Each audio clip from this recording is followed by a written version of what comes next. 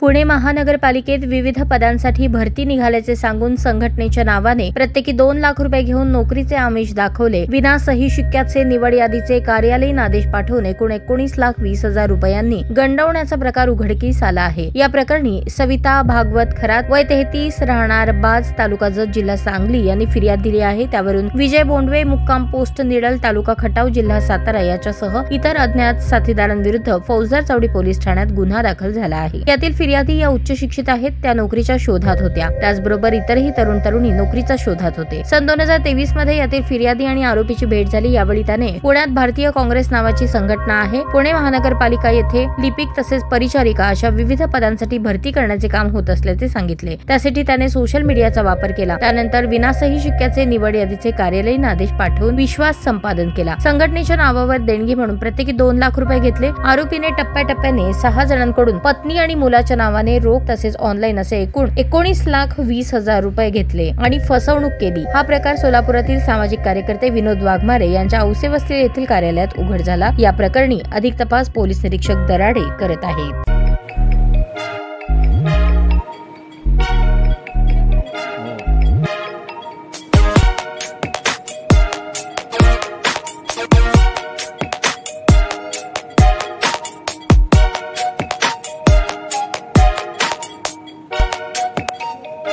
सोलापूर शहरातील सुप्रसिद्ध हॉस्पिटल म्हणजे सेंट्रल मल्टी स्पेशालिटी हॉस्पिटल मागील अनेक वर्षापासून सेवा बजावत आहे. 24 तास इमर्जन्सी सर्व्हिस, मॉडर्न टेक्नॉलॉजी, अनुभवी डॉक्टर्स तसेच अत्याधुनिक तंत्रज्ञान सुविधांनी सुसज्ज स्त्रीरोग प्रसूती विभाग, ऑर्थोपेडिक विभाग, मेडिकल विभाग आणि इतर एकमेव नाव म्हणजे सेंट्रल मल्टी स्पेशालिटी हॉस्पिटल. पत्ता गणेशपेठ शॉपिंग सेंटर, मंगळवार बाजार, सोलापूर. ताज्या बातम्या पाहण्यासाठी प्राईम महाराष्ट्र न्यूज चॅनलला सबस्क्राईब करा.